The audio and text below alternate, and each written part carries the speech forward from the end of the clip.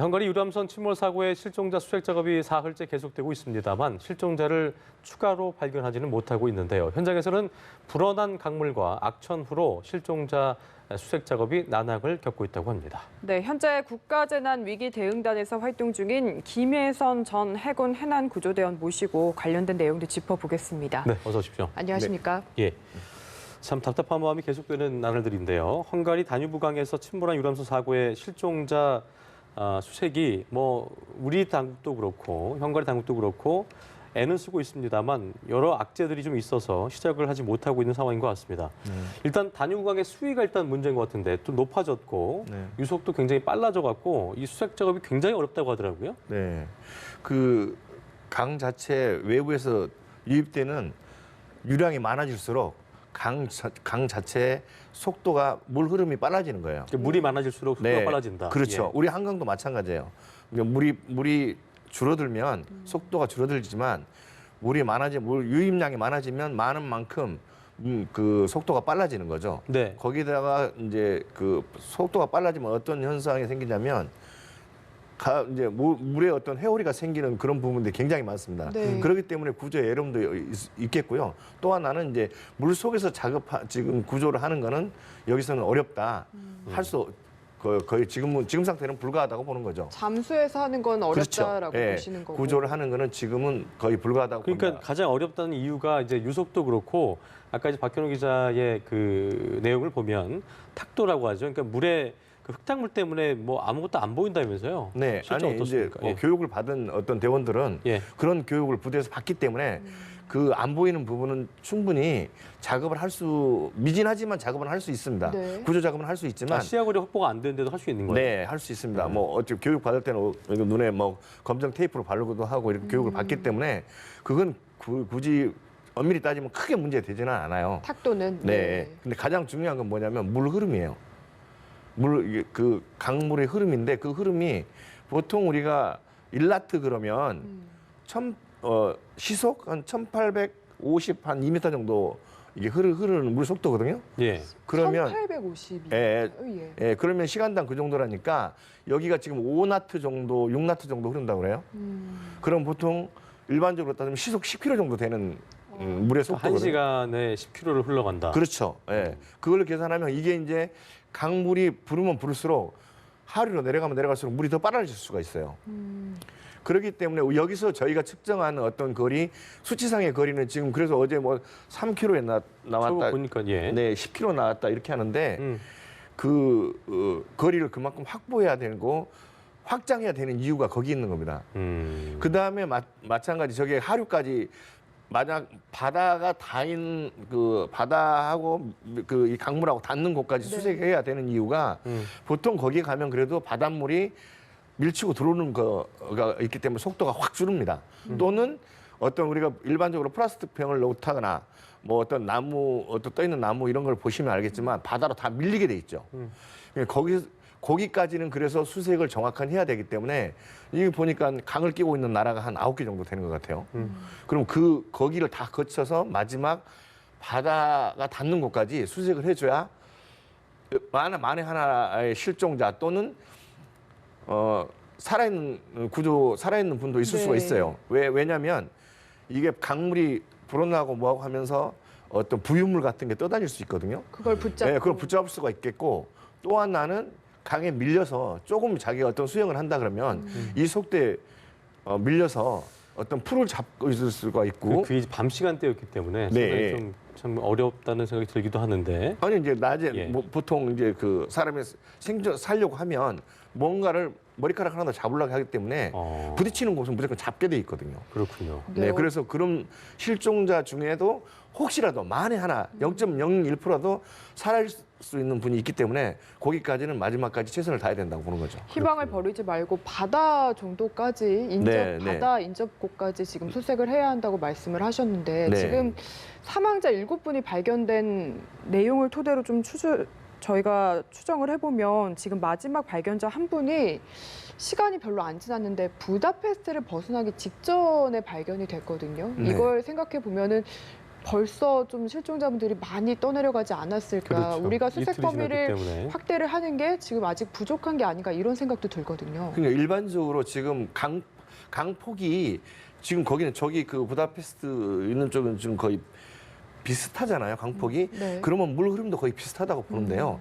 만약에 여기서 그 나라를 거치면서 강폭이 좁아질 수가 있는 곳도 있고 또 넓어질 수 있는 곳도 있을 수가 있습니다. 그러면 강폭이 좁은 데는 그 많은 유량이 갑자기 그 항구를 통과를 하려면 조류가 물 흐름이 굉장히 빨라지는 거죠. 예. 빨라지기 때문에 그런 현상이 생기는 겁니다. 저희가 거기서 구조대원들이 계산했던 그 어떤 물 흐름의 보다 몇 배가 빨라지기 때문에 그걸 예단할 수가 없는 거예요. 그래서 지금 구조하고 있는 그거보다 몇 배로 더 거리를 넓히고 광범위하게 해야 된다는 거죠. 일단 지금 저희가 방금 전에 보여줬던 그 그림을 좀 다시 한번 보여줄 수 있을까요? 그 철문댐 그 예전에 이제 과거 다뉴브강에서 사고가 났을 때 네. 시신이 이제 그 철문댐 700km에 위치한 곳에서 발견이 됐다고 하던데 네네. 박가영 앵커의 말대로 그때 사고 당시에 얼마 되지 않아서 이제 부다페스트를 벗어나기 직전에 발견됐으니까 네. 지금 사고 발생해서 50시간이 넘었거든요. 넘었기 때문에 아까 네. 말씀하신 대로 시속 10km라고 계산했을 때 네. 일단 400~500km를 만약 같이 흘러갔다면 그렇죠. 그만큼 정도까지 흘러갔을 수도 있다는 저희가 예상을 해봐야겠네요. 네, 좀 전에 말씀드렸지만 강폭의 어떤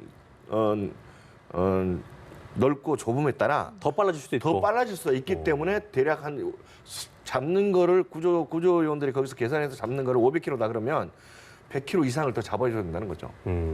구조 활동 범위를. 그렇군요. 보니까 이제 중간중간 이제 철문댐이 저 700km 위치하고 있습니다만 네네네. 그 전에라도 이제 그래서 이제 잠수부들이 들어가기도 해야 되는데 일단 유속이 빠르고 뭐 탁도는 아까 큰 문제가 없다고 하셨습니다만 그래도 뭐 어렵다는 그 조건 중에 하나기도 하고 네. 또 바다에 비해서 그 바다는 이제 밀물썰물이 교차하는 그 만조 네. 시간대가 이제 1시간 정도가 있다면서요. 네, 그때 네, 네. 물이 세월호 때도 네. 그렇다 보니까 잔잔할 때가 좀 있는데 이 강물은 잔잔할 때가 없어서 그게 굉장히 어렵다 하더라고요. 네. 보니까 그런 부분들도 좀 감안을 한다면 어떤 방법이 좀 가장 좀 중요할까요? 지금 이 상황에서는 이제 만약에 이 강 위에 예. 어떤 댐이 있다. 그 댐이 있다 그러면 그 댐에 어떤 수위 조절을 할 필요가 있는 거고요. 네. 근데 있는지 없는지 그게 파악이 안 돼가지고요. 댐이 있다고 합니다. 네, 댐이 있으면 예. 요청을 어떤 다른 나라라고 해도 요청을 해서 댐에 물을 하류로 방류하는 물을 최대한 줄여서 그 시간을 이용해서 할 수 있는 방법이 첫 번째 방법 같아요. 예. 근데 그게 현장에서는 그거를 진행하고 있는지 모르겠어요. 그게 첫 번째 방법이고요. 안 그러면 그 유속을 줄일 수 있는 시간대를 기다려야 되는데 이게 근데 강물이 이렇게 유속이 줄어드는 시간이 있어요? 아니 앵커 말씀하셨지만 네. 물에 지금 그 상류나 어떤 지역에 비가 많이 오고 있다는 얘기잖아요. 예. 그 강물이 이렇게 결국은 그 비가 멈춰서 강물이 줄어드는 상황, 그 상황밖에 할 수 없기 때문에 이게 구조가 굉장히 그러다 보면 또 기다리다 보면은 또 흘러가게 되고. 그러니까 네. 중간중간 제가 말씀드린 게 네. 강폭은 또 일단 강 수위는 그러니까 바다보다는 깊이가 덜하기도 하고 딱 한정돼 있기 때문에 뭐 그렇죠. 이렇게 어망 같은 거 있잖아요. 그런 네. 거를 좀 이렇게 뭐 설치해 놓는다든가 국가별로 그 지역마다 그런 것도 좀 방법이 되지 않을까요? 쉽지 않는 방법입니다.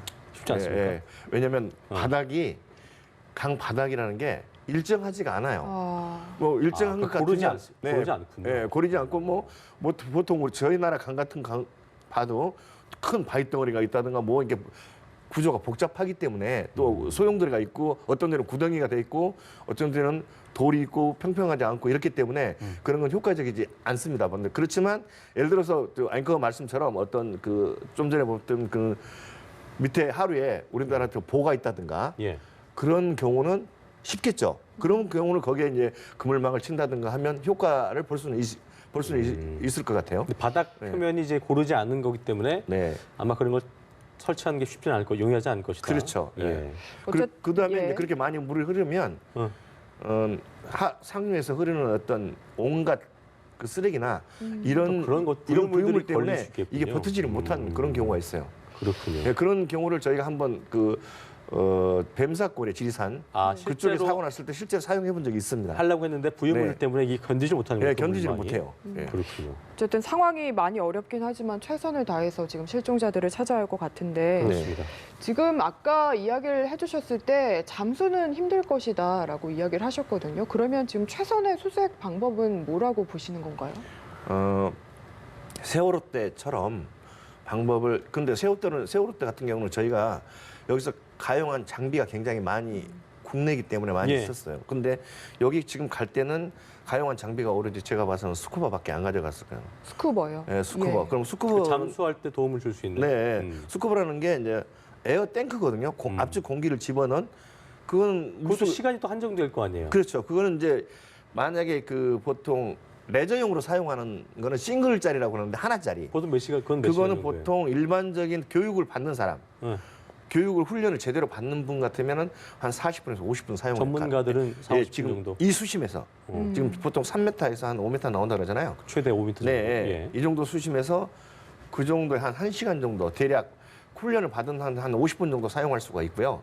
군에서 사용하는 건 어떤 거냐, 그 2개짜리를 더블렁이라 그래요. 2개짜리를 매는데 그건 1시간 한 40분에서 한 50분 정도 사용할 수 그래서 그 시간 제한 때문에 제가 좀 찾아봤더니만 네. 무제한으로 사용할 수 있는 산소통 헬멧이 있다고 그러던데 그런 이제 거는 그걸 이제 네. 그 오늘은 SSDS라고 그러는데 네. 뭐냐면 그 전문가용인 거죠, 그건요. 예, 예. 표면 공급 장치라고 그래요. 그러니까 예. 이거는 공기를 실린다를 매는 거 메고 들어가는 건 공급이 안 되잖아요. 예. 압축 이건 자유스러운 건 장단점인데 이건 완전히 자기 풀이로 자유스럽게 할 수 있는 거고요. 왜냐면 걸리는 게 시간 없으니까. 제약을 안 받는 예. 거예요, 그건요? 아니 이제 스쿠바는 시간 제한을 받는 거죠. 예. 그런데 이 수심에서는 SSDS를 착용하게 되면 시간 제한이 없는 거예요. 그러니까요. 거의 예. 장시간 할 수 있는 거죠. 그렇죠. 그러니까 그다음에 그런 이제 부분들을 사용한다면 더 용이할 수 있다는 말씀이신 거잖아요. 그렇죠. 근데 이제 그 작업 구조사가 굉장히 불편합니다. 왜냐면 줄을 위에서 공기를 공급해 주기 때문에 그 줄을 그러니까 차고 다녀야 되기 마치 때문에. 이제 무선이 아니고 유선의 개념인 네, 거군요. 그런 개념이에요. 아. 네.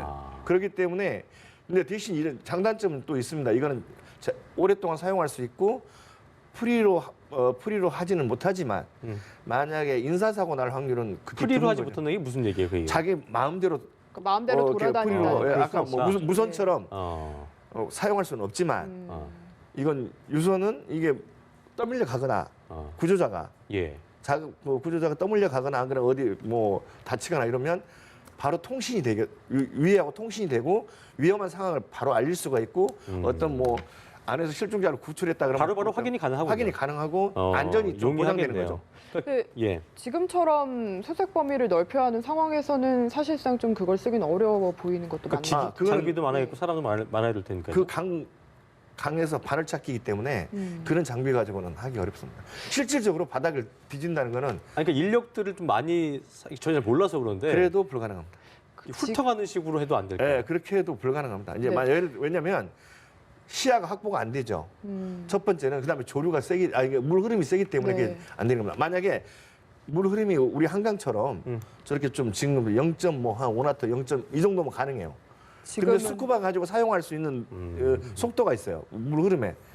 일단 1나트 이상은 1나트 이상은 스쿠바로 사용을 못합니다. 그래서 지금 화면에서도 그렇군요. 계속 나오고 있는데 보트 위에서 수색을 주로 하겠다라고 지금 상황을 이야기를 하고 있거든요. 네, 이렇게 그러니까 그거는 예.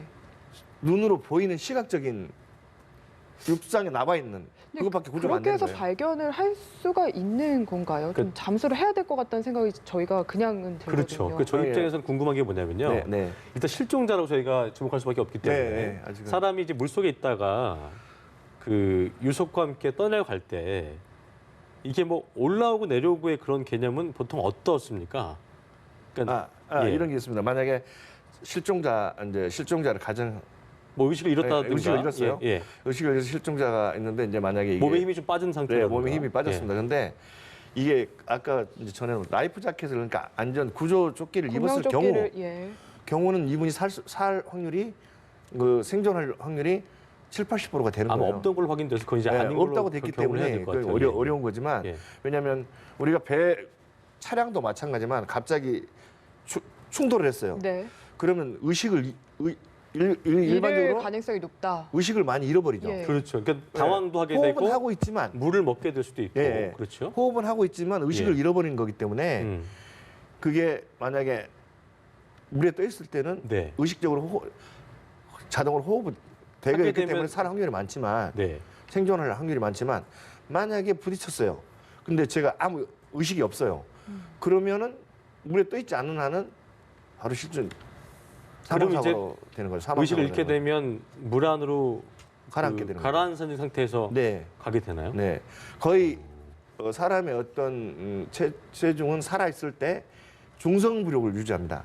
중성부력. 그러니까 너무 어느 정도 선에 가면 가라앉지도 않고 뜨지도 않아요.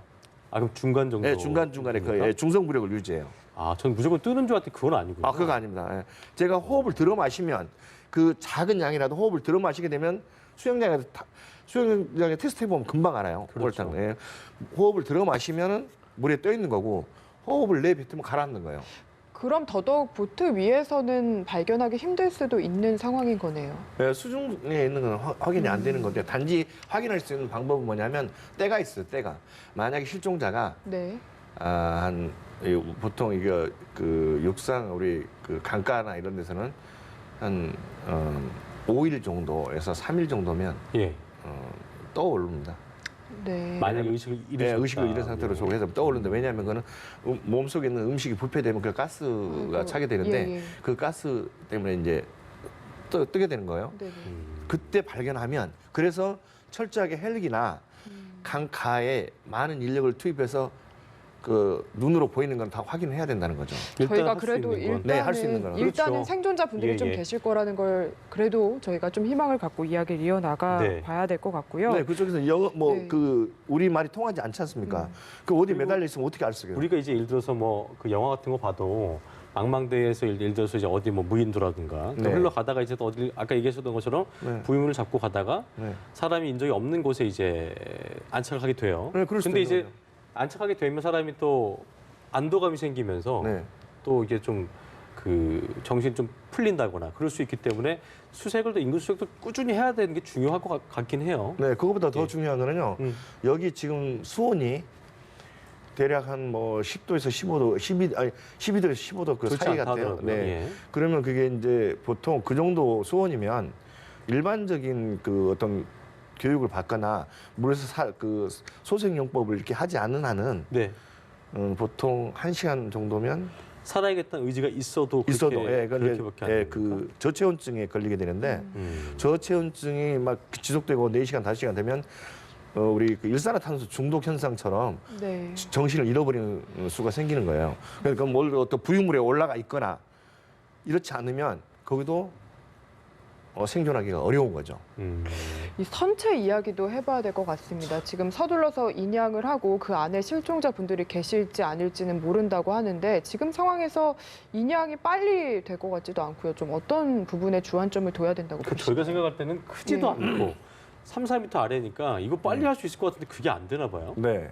왜냐하면 뭐 다이버들이 물속에 들어가서 그거를 배를 그냥 우리가 생각하는 것처럼 손으로 이렇게 집어 올릴 수 있는 게 아니기 물론 때문에 그런 건 아니겠습니다만. 예를 들어서 이게 지금 60톤이에요. 배가 60톤에 또 끌어올리려면 물을 또 머금은 상태도 있고 유속도 있기 때문에 그 힘이 더할 수 있겠네요. 네네. 그렇죠? 그러니까 끌어올리려면 육상에서 끌어올리려면 여기 아까 크레인 봤는데 저거 가지고 되지도 않아요. 예, 그 지금 헝가리 측에서 뭔가를 어떤 저희 대원들이 갔기 때문에 그런 부분에 대해서는 세밀하게 검토를 하겠지만 네. 헝가리 측에서 잘못 어떤 일부 오판이 좀 있는 것 같아요.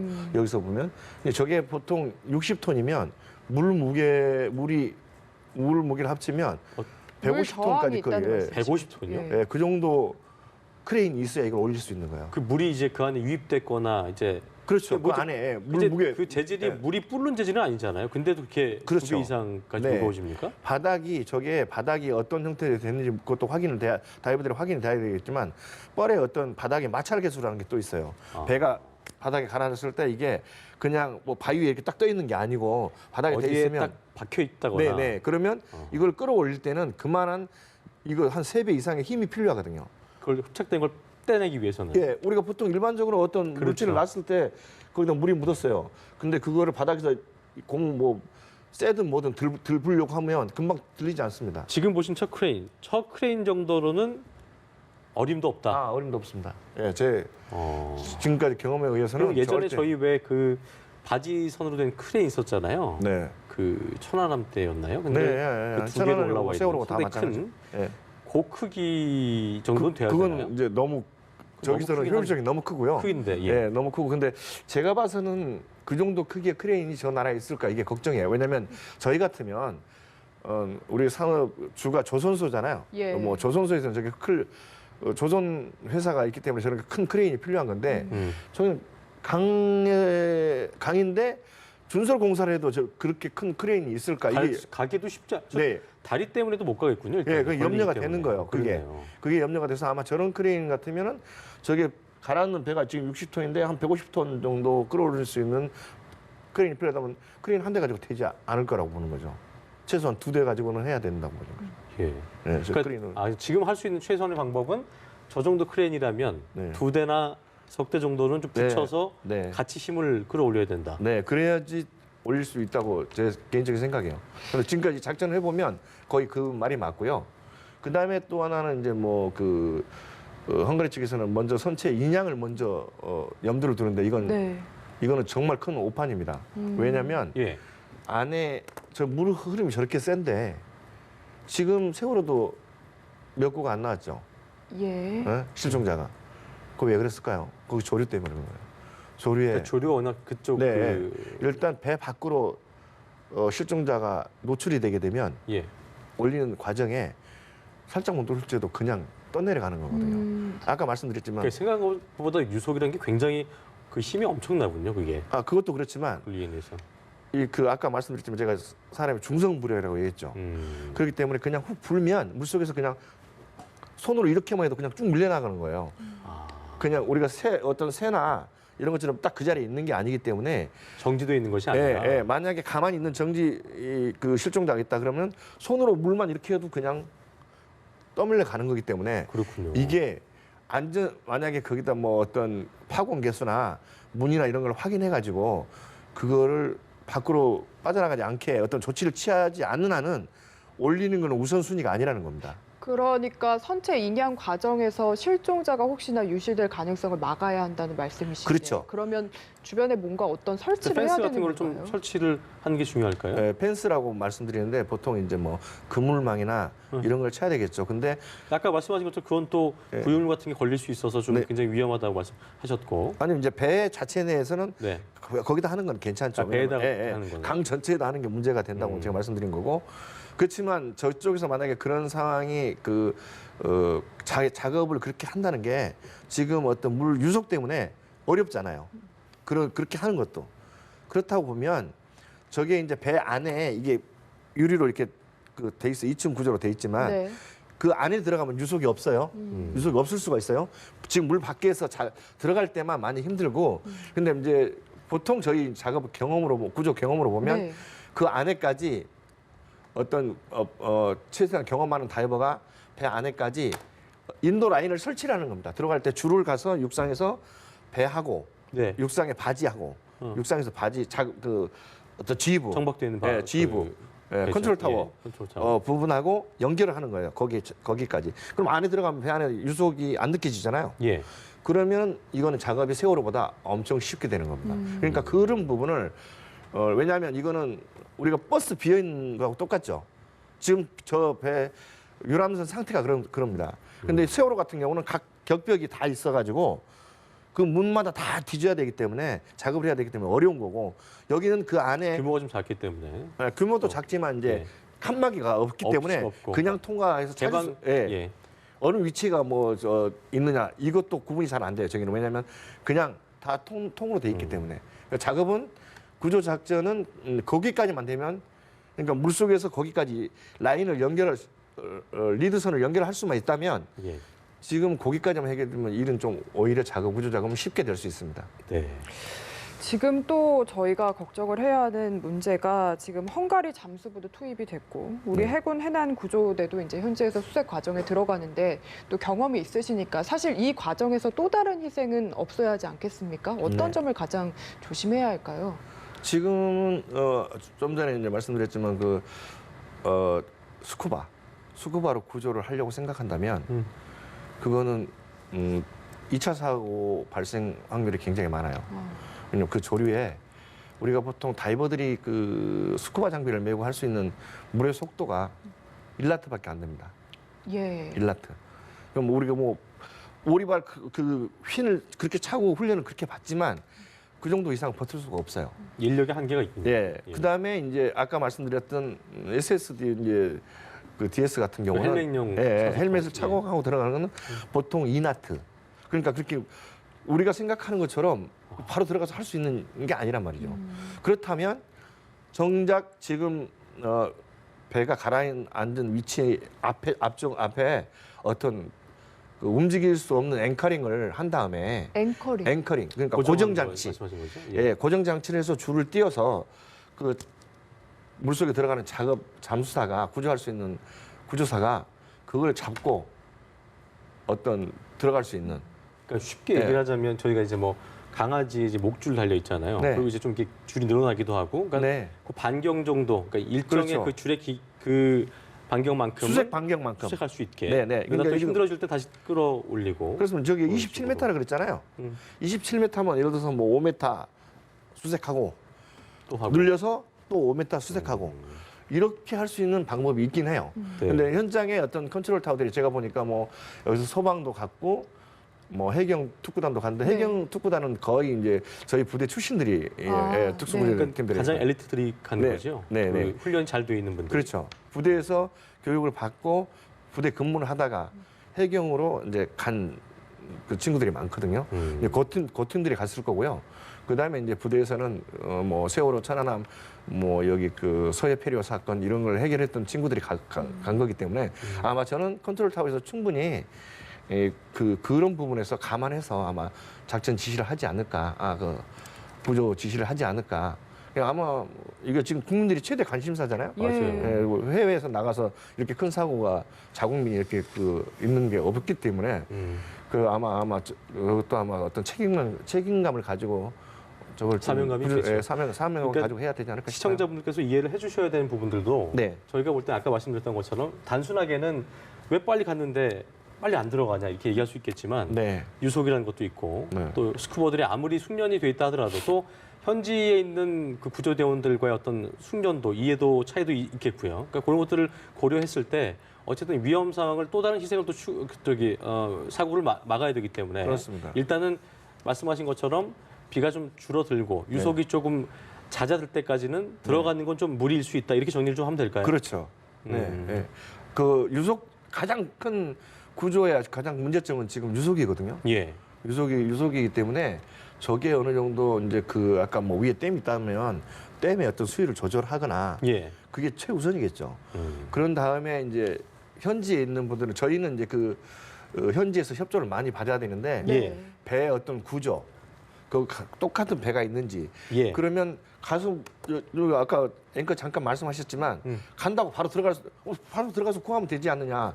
전 국민들이 그렇게 바라보고 있을 수가 있습니다. 예. 그리고 또 어떤 유가족이나 그 실종자 가족들은 그럴 수가 애타는 있죠. 마음이 있기 때문에 그럴 수 네. 있는 거죠. 예. 근데 이제 그렇게 하면 2차 사고 발생이 많고 그다음에 이 다이버들이 그 많은 인원이 간 게 아니기 때문에 네. 네. 그 거기도 한계가 있는 거예요. 그런 장비 메고 물속에 들어가서 그 일하는 시간이 정해져 있어요. 또 유속이 세면은 더 힘든 거죠. 체력적으로 굉장히 힘들다면서요. 그렇죠. 예를 들어서 이렇게 그 국내 한강에서 작업하는 게 1시간 할 거를 네. 20분도 못 하게 되는 겁니다. 작업 시간을. 그 정도의 어떤 에너지가 많이 소비되는 거기 때문에. 그렇군요. 그래서 저거 지금 가면은 그쪽에서 그쪽 구조 다이버들하고 많이 그 커뮤니케이션을 가져야 되는 이유가 배 구조 어떻게 생겼으면 예. 그래야지 이제 부딪힌 곳이 어디며 또 이런 그 안에 구조 내용의 의자가 어디가 몇 개 있고 이런 걸 다 파악한 다음에 네. 얘기를 해줘야 다이버들이 그걸 머릿속에 기억했다가 구조할 때 안에 들어가서 배 안에 들어가서 그런 구조를 상상해 가면서 작업을 하는 거거든요. 전혀 안 보여. 전혀 안 보이는 겁니다. 전혀. 무슨 말씀이냐면 저희가 눈에 안 돼. 딱 하는 거하고 똑같아요. 그 상태다 물속은. 네. 그 상태로 작업을 구조를 하는 거기 때문에 배 구조를 육상에서 다 익히고 현장에 그 똑같은 배가 있다 가면 그 현장에 가서 답사를 하고 이런 다음에 구조 계획이 잡힌 다음에 안전까지 생각해서 해야 되는 거거든요. 철판끼리 배끼리 부딪혔으면 부딪히는 위치까지는 대강을 알아야 돼요. 왜냐하면 이게 부딪히면 찢어지거나 파손이 됐을 거 아니에요.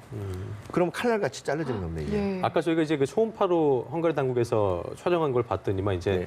기사 중간에 있었는데 뱃머리가 남쪽을 향해서 이렇게 하고 있다라고 하더라고요. 네, 네, 그래서 네. 일단 그 정진처 사진이거든요. 그래서 일단은 뒤집어진 채 지금 뱃머리를 향하고 있는 것 같은데 아까 말씀하신 것처럼 이제 그 지면 쪽, 그러니까 바닥 쪽은 그래도 그나마 좀 그 수심도 좀 바다보다 훨씬 덜하기도 하고 네. 저 정도면 좀 고른 편 아닙니까? 저 그런 것 봤을 때 같습니다. 예, 예. 예, 그런 것 같은데 음. 바다 이제 저게 만약에 그 수심이 얕기 때문에 그 3m밖에 안 되는데 5m밖에 안 되는데 이렇게 뭐 사람 한 생각하시면 2명 정도 예, 예. 깊으니까요. 그냥 들어가서 건져지 왜 저러고 있냐라고 그렇게 판단하시는 분들이 많은데 일단 거기 들어갈 수 있는 입장이 아니라는 거죠. 그 유속 때문에. 아무리 베테랑이어도 네. 아무리 베테랑이어도 어떤 지지대가 없거나 잡아주는 어떤 리더선이 없으면 아무리 베테랑해도 못 들어가는 거죠. 우리가 이제 기술적인 전문가를 얘기할 때 네. 정말 잘하시는 분들은 우리랑 워낙 다르기 때문에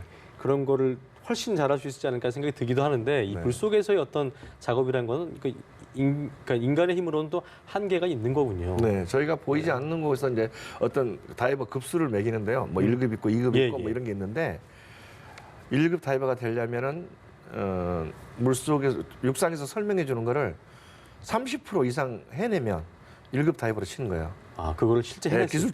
기술적으로.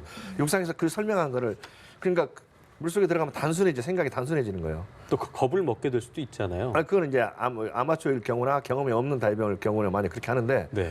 이제 좀 경험이 많은 다이버들은 그렇지 않죠. 그렇지 않은데 수심에 따라 이제 겁을 먹고 안 먹고 이런 어떤 공포심을 느끼고 안 느끼고 이렇게 하는데 저 정도는 뭐 공포심이 아니고 그냥 쉽게 할 수 있는 그러니까 수심 자체는 크게 방해가 훈련하는 되지 않는. 훈련하는 정도밖에 안 되는 거기 때문에. 네. 근데 이제 가장 큰 문제는 좀 전에 언급하셨지만 계속 그게 나오는데 저기 흐름이네, 물의 흐름, 그래, 그래. 속도 그것 때문에 만약에 그런 게 있다면 협조가 가능하면 네. 어떤 댐의 어떤 물의 수위를 조절해서라도 줄이면 시간은 금방 끝납니다. 근데 저게 만약에 저런 흐름이라면 배 올리는 것도 제가 봐서는 뭐 일주일 가지고는 턱도 없는 일 같아요. 그러니까 현실적으로 많은 어려움은 있겠지만 아마 현장에 가신 분들이 최대한 노력을 네. 하실 거라고 생각이 들고요. 네. 저희가 마음이 안타깝긴 하지만 사고 당시 상황도 좀 이야기를 그렇습니다. 들어보고 싶습니다. 네, 네. 아무래도 사고 현장을 많이 보셨고 네. 지금 보면 크루즈선이 뒤에서 거의 앞을 그냥 밀고 지나치는 그런 모습이거든요. 지금 네. 화면에도 아마 나올 것 같은데 네. 이게 상식적으로 시야도 확보가 됐을 것 같고 왜 저렇게 했는지 크루즈선의 선장이 사실 이해가 잘 안 갑니다. 어떠십니까? 근데 세계 어느 나라고요? 예. 세계적으로 공통 분모가 있어요. 왜냐하면 작은 배가 어떻게 지날 때는 작은 배는 어떻게 해야 되고 이게 그보다 큰 배는 어떻게 해야 되고 이런 어떤 길이 있고 예. 또 방향이 있고 어떻게 해야 된다는 그런 사고 안 나도록 미연에 그런 그림이 다 있거든요. 그런 어떤 규정이 다 있고. 어떤 규정이 있는 거죠. 예, 다 전체 세계적으로 다 그 있고. 공통되는 어떤 그런 규정이 있는데 저는 그걸 이행하지 않았나. 첫 번째 왜 그럼 이행하지 않았을까? 어떤 기상이 악화돼서 뭐 이럴 수가 있나?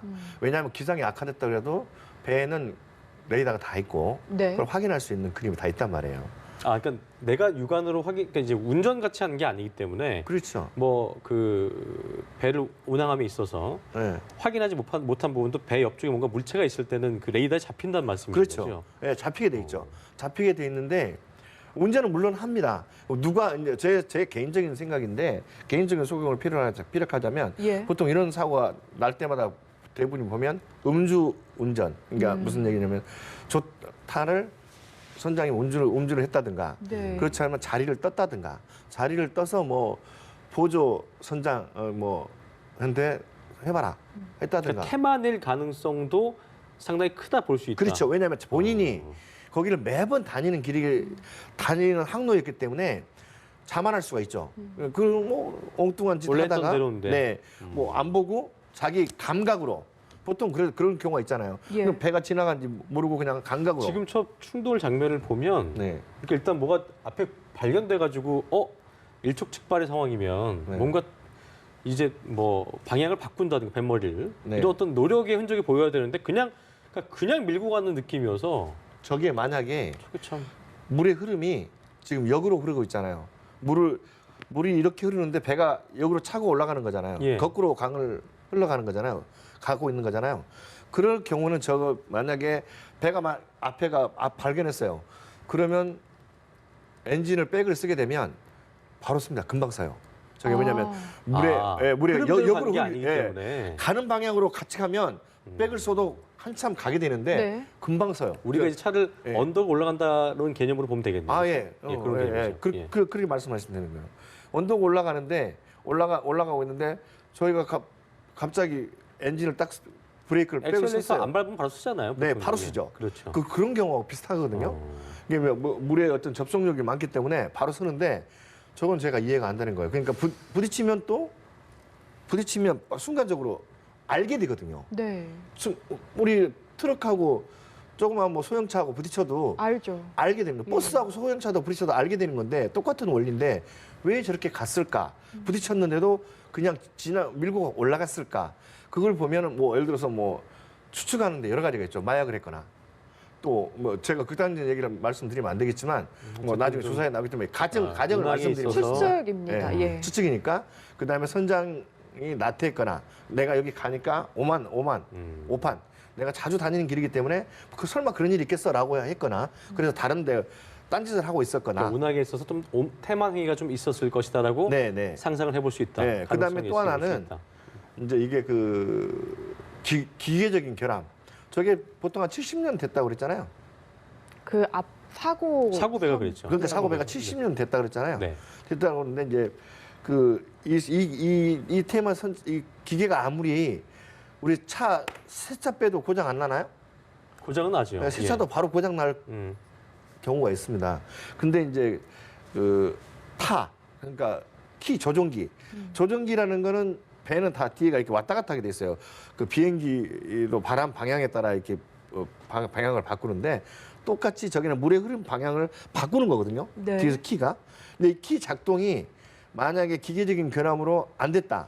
그러면 밀고 갈 수밖에 없는 상황이 벌어질 수도 있어요. 자기가 돌렸는데 선장은 돌렸는데 키를 돌렸는데 사고배에 아니. 지금 크루즈선이 예. 크루즈선. 예, 크루즈선이 그거를 키가 방향타가 안 먹어서 밀고 올라갈 수도 있다. 이런 거죠. 그러니까 기계적인 결함하고 어떤 태만. 아까 말씀드린 어떤 운항 중에 태만이겠죠. 태만이나 뭐 아니면 뭐 자기가 어떤 누구한테 다른 볼일 때문에 뭐 담배 한 대 피고 올 테니까 뭐 예를 들어서 그렇죠. 예. 네가 키 좀 잡고 있어. 이럴 수가 있거든요. 예. 이제 그런 갖가지 여러 가지를 놓고 저희도 할 때 조사를 할 때 해야 될 거예요. 좁혀보면 기계 결함 내지는 태만 행위 이외로는 이 이유를 밝히기 쉽지 않다. 그렇죠. 라고 보면 되는 거죠. 쉽지 않죠. 예를 들어서 이런 것도 있을 수 있습니다. 만약에 지금 그 강에 갑자기 비가 많이 오거나 막 이렇게 됐잖아요. 그럼 위에서 떠밀려오는 부유물이 이런 어떤 통나무 이런 게 방향타에 낄 수도 있는 거니까 그런 것도 감안해봐야 되는 거죠.